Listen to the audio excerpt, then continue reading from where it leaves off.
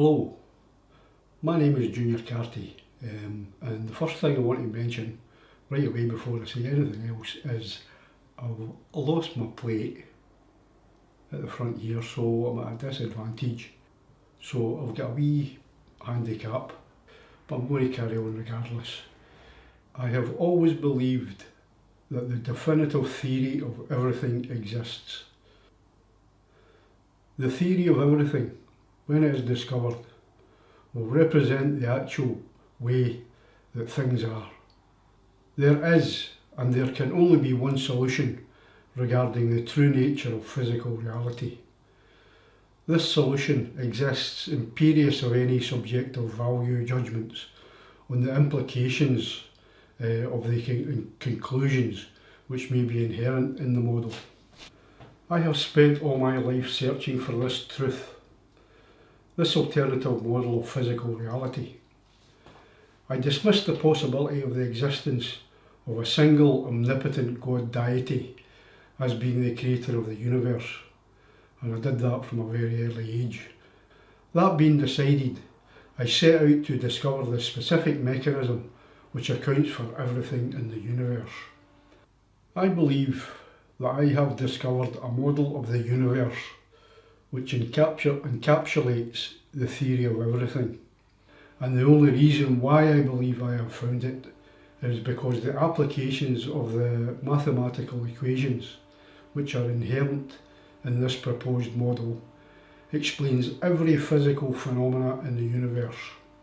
Like every other major discovery in the history of science, this model incorporates a reinterpretation of the already known facts regarding the laws of nature. I wish to propose that since the model explains every physical phenomena in the universe, it must therefore be concluded by any rational person that the model must therefore indeed be correct. The scenario of physical reality which the model describes remains no less fantastical to me today as it undoubtedly will to you. However, I no longer doubt that the model is nonetheless 100% valid and correct. I aim to begin posting other videos on this blog which aims to describe the mechanics of the proposed model in more detail. For the time being, however, I wish to begin by first describing the profound implications of the conclusions which are inherent in the model. And it is guaranteed that a lot of people are not going to like it. And all I ask is that you don't shoot the messenger. The model postulates that the prime and only fundamental motive force in the universe is the intentionality of physical action which is initiated by the conscious free will of what I call the prime consciousness. This prime consciousness operates and exists only in the present, that frozen moment in time which exists between the past and the future. The most primitive organisms, such as single-celled animals, possess only one level of consciousness. However, the model states that those living organisms which can intentionally choose between one particular course of physical action and another possess a second level of consciousness, which is defined by the model as being the sentient awareness of the physical four-dimensional environment in which surrounds the animal. The prime consciousness represents the free will of the organism and which determines the subsequent actions of the physical body in response to the intentionality of the prime consciousness. We all have this very strong belief that we have conscious free will, and it's a central part of our idea of ourselves as individuals that we can want to do something, we can have an intention to do something, and then we can do it. We can make our intention drive our actions. And Benjamin Libet's work was one of the few experiments which made a truly innovative and courageous attempt to address that question. I can't feel it being cold. Patrick Haggard's team are going to measure my brain activity in the run-up to a conscious decision, with electrodes placed on my scalp. I want you to watch the clock hand, which is rotating in this small clock in the center of the screen. And then at any time that you choose, when you intend and will to, I want you to press either this key or this key. As the urge? As the urge takes you. Fine, okay. Any questions? No. Off we go. It's very funny waiting for the urge, isn't it? So watching the clock, I record the exact time that I make the decision to act, while the electrodes on my head monitor the activity in my brain leading up to this decision. As I do this over and over again, a clear pattern starts to emerge. So here are our results, which contain the same basic effect as Libet originally found. Just as in Libet's original work, this experiment seems to show that my brain begins to prepare for movement long before I felt like I had consciously decided to move. So did I have any real choice about when I moved? Could the feeling of having made a decision just be an illusion? So this looks like a real problem for our idea of conscious free will, because our assumption that we work with every day, I think, is that we decide what we want to do, and then, or I should say, I decide what I want to do, and then I am able to get my brain to drive my body to make it happen.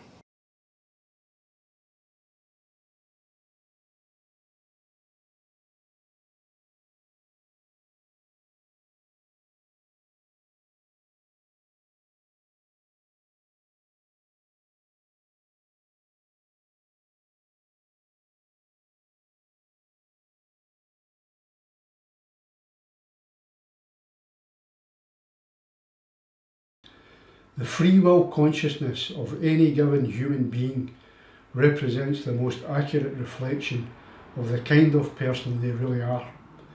To all intents and purposes, the prime consciousness of a human being represents the state of that individual's soul. Since the prime consciousness only operates in the timeless frozen moment of the immediate present, it is not confined by the restrictions of physical four-dimensional time and space within which our sentient consciousness exists and operates. As such, the timeless soul of every human being is separate from its physical sentient awareness. It is an accepted fact that the rotation of the Earth around its axis is slowing down over time at a rate of something like 2 milliseconds for every 100 years. It is a prediction of the model that the rate of the evolution of life on this planet is directly correlated with the rotational velocity of the planet. The reincarnation of the soul is an infinite and perpetual chain of unique and separate mortal physical existences at a particular moment in time in the Earth's history.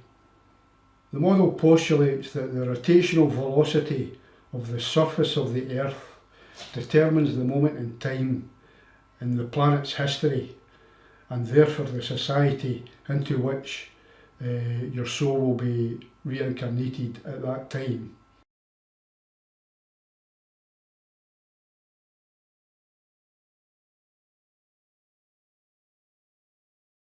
This broke 26th of April 2016. Bright flash of light marks incredible moment. Life begins when sperm meets egg. So have a look at the video. So I'm going to read you a bit of the story. An explosion of tiny sparks erupts from the egg at the exact moment of conception. Scientists have seen the phenomenon occur in other animals, but it is the first time it has been also shown to happen in humans.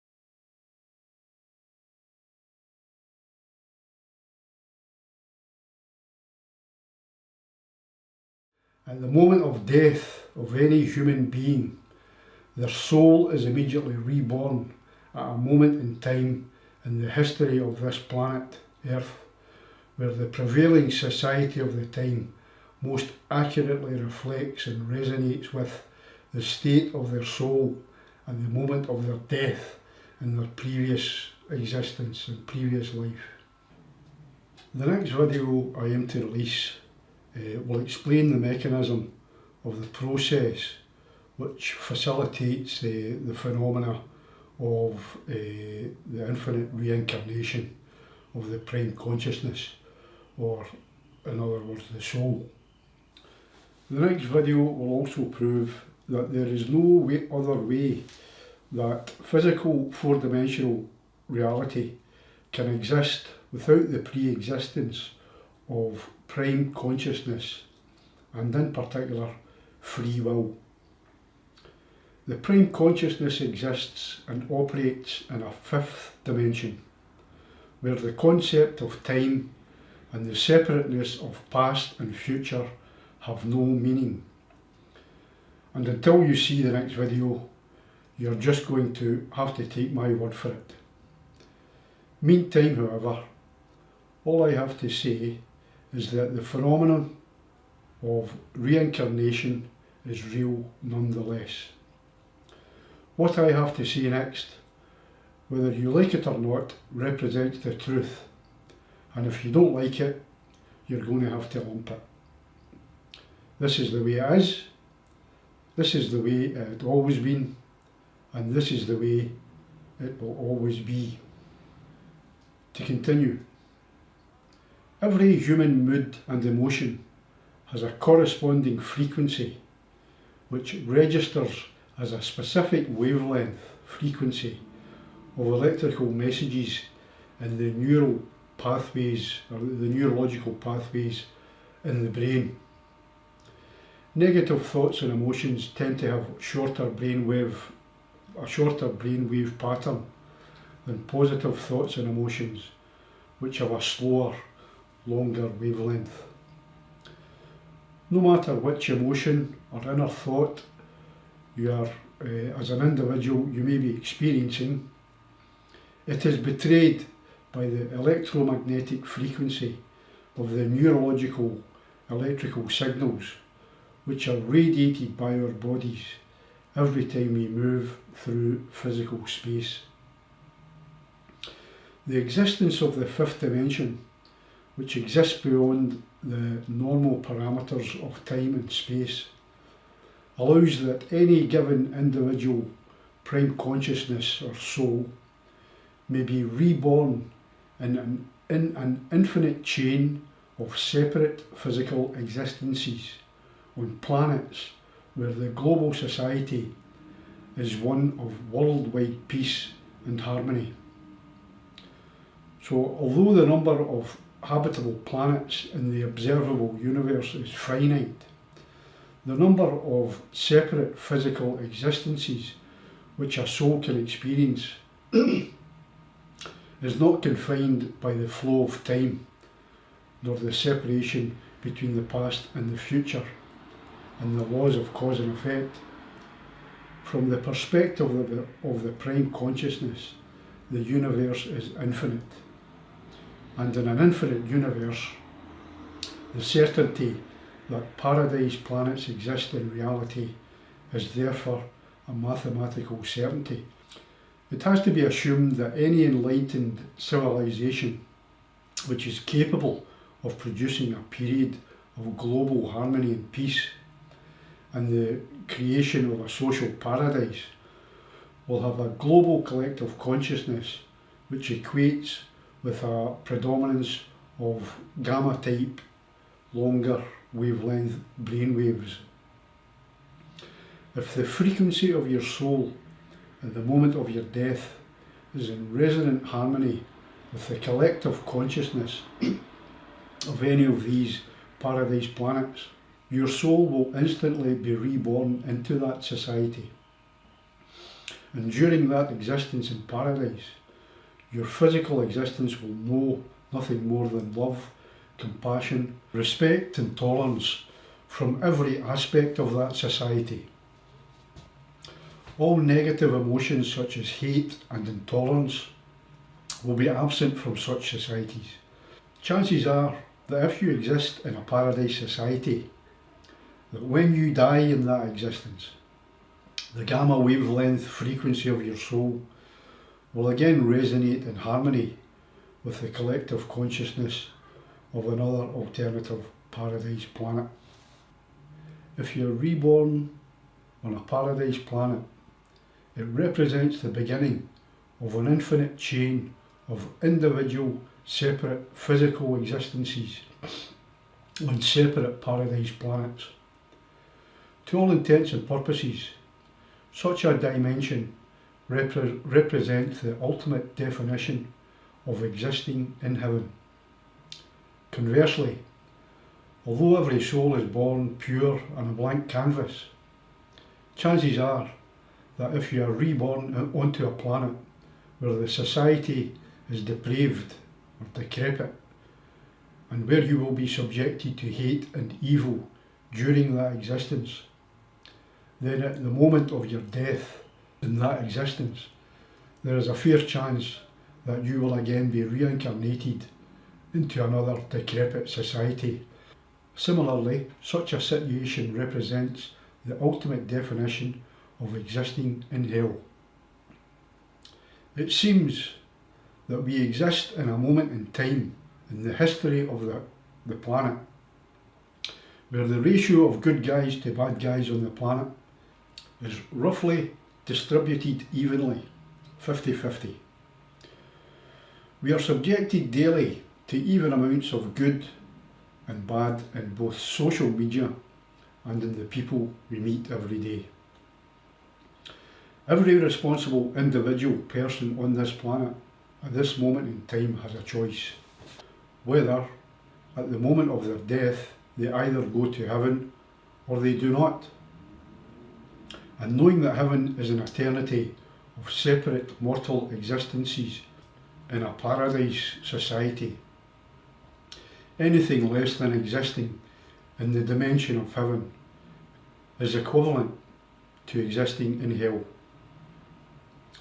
The version of heaven as proposed by the Western monotheistic religions is of a judgment day when the dead will rise from their graves in the resurrection of the dead, where at that time the ultimate destiny of their soul will be decided. You will either be spending the rest of eternity in heaven or in hell. However, the fact that you will spend the rest of eternity in the same physical body, whether you're in heaven or in hell, is problematic. Assuming that the same laws of physics and gravity applies in heaven as it does here on earth, what happens if you fall from a tree or over a cliff or out of a window and break your spinal column and you become paralysed from the neck down for all eternity? I personally couldn't think of a worse hell than that version of heaven. The adoption of the resurrection of the soul on Judgment Day by the religious institutions is nothing more than a corruption of the concept of reincarnation. I believe that ancient civilizations such as the Babylonians in the thousands of years prior to the invention of the written language believed that the process of reincarnation was a reality. However, it is impossible to rule any population if the individuals in that population believe that they are in control of their own destiny. The Roman Emperor Constantine realised this and embraced the new monotheistic religion of Christianity with open arms in order to bring the great unwashed under the yoke of the state and in order to keep them in line. The main reason why the Romans destroyed the library at Alexandria is because it contained ancient papyrus manuscripts written by the Babylonians.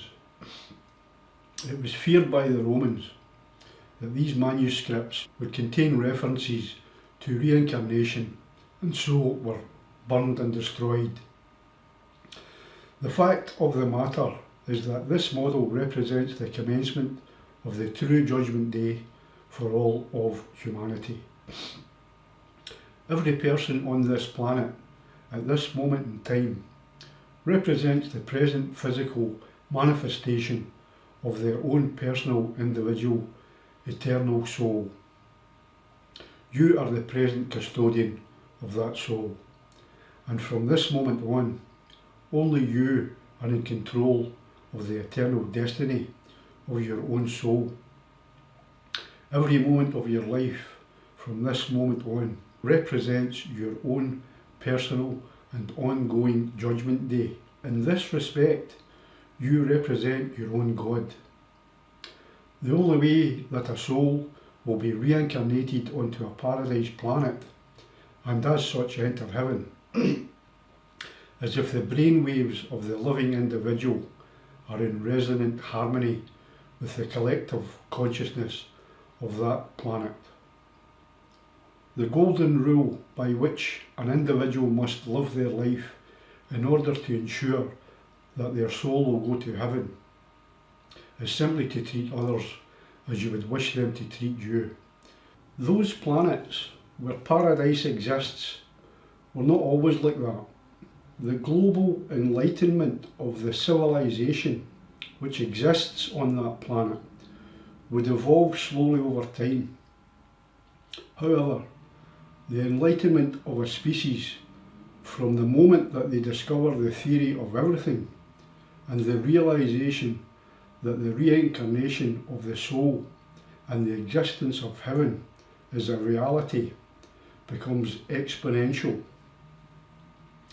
The subsequent creation and establishment of paradise on that planet from the moment that a civilization discovers the theory of everything is inevitable.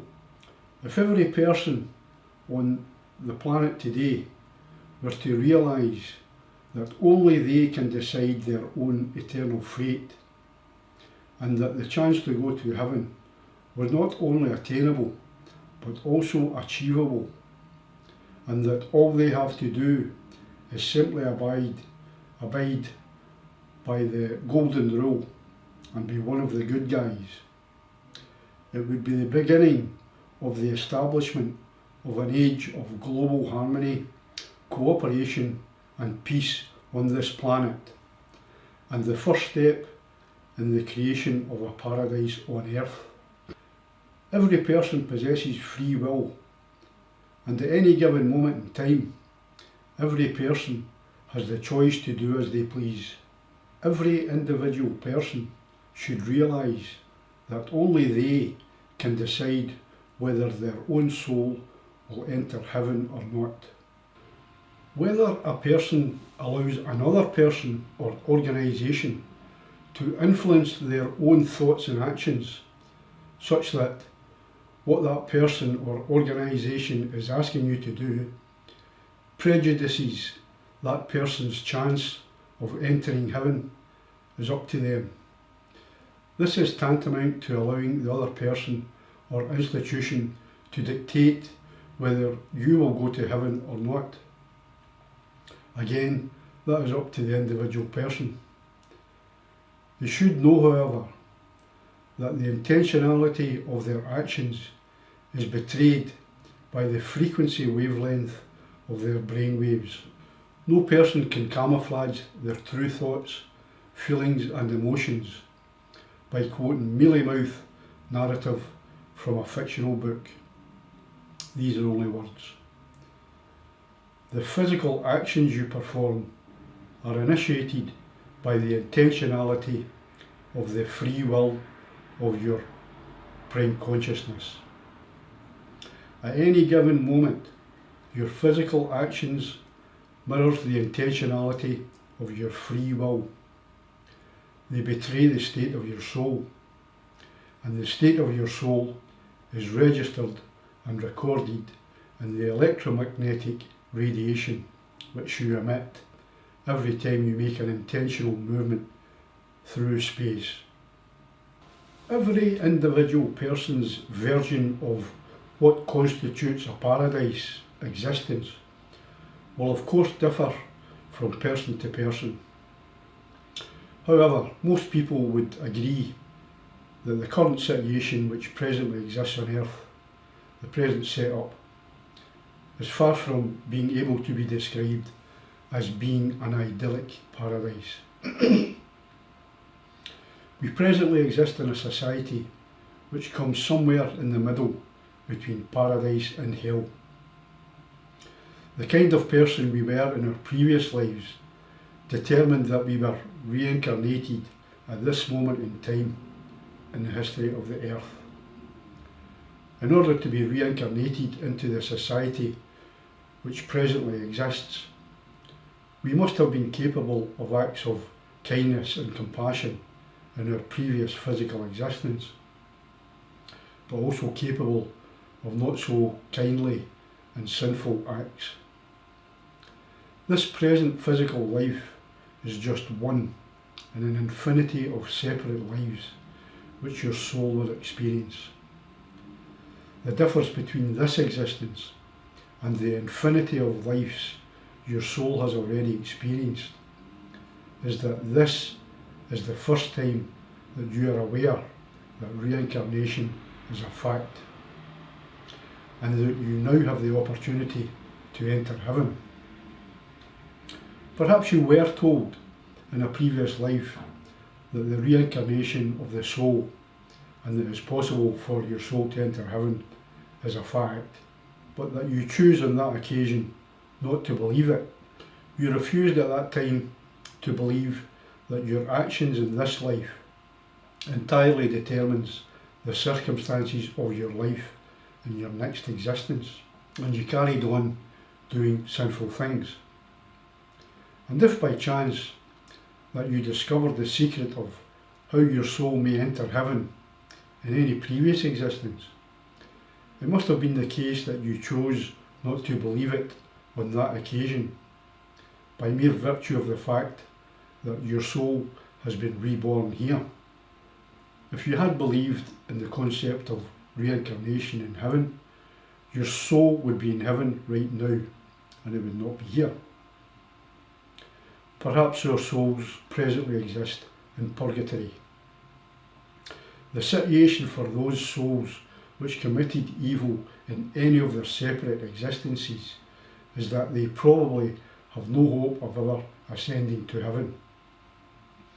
A society which embraces sinful actions is not capable of discovering the theory of everything. They will never know that reincarnation is a fact, and that their actions in one life determines the society they will exist in their next physical existence. However, whether or not you have known before of the secret of entering heaven, you know now. Whether you choose to believe it or not is entirely up to you. It depends entirely on how you apply your own free will from this moment on. If we do exist in purgatory, we are here for a reason. If every person on this planet chooses to believe in the concept of reincarnation and that heaven is an actual separate dimension which is attainable, as proposed by this model, they will tend not to do any act or deed which they think might jeopardise the chances of their soul going to heaven. As such, they are incentivised to obey the principles of the Golden Rule, namely embracing love, compassion, tolerance, respect and empathy. The genuine good guys have nothing to worry about. It doesn't matter whether you believe in reincarnation and the existence of heaven or not. As long as you continue to live your life as a good guy, your place in heaven is assured. However, if you choose not to live according to the principles of the Golden Rule in this life, and your soul subsequently does not enter heaven, You should keep in mind that you may never again get the opportunity to enable your soul to go to heaven. If everyone adopted the principle of living by the golden rule, it would make this world a far better place, and it would be the first step in establishing a paradise on earth. Lastly, the people who least deserve a place in paradise are those who perpetuate the corruption and brainwashing of the souls of the innocent. Prominent among these are the priests, rabbis and imams. Do not allow these people to jeopardise your rightful place in heaven. That they are forbidden from entering heaven is their own fault. They are only reaping what they sow. The process of reincarnation is the ultimate karma. Don't allow these priests, imams and rabbis to drag you down along with them. Only they themselves can redeem their own soul. As for you personally, use the free will you were born with. Do the right thing, make the right choice, and look after your own soul first.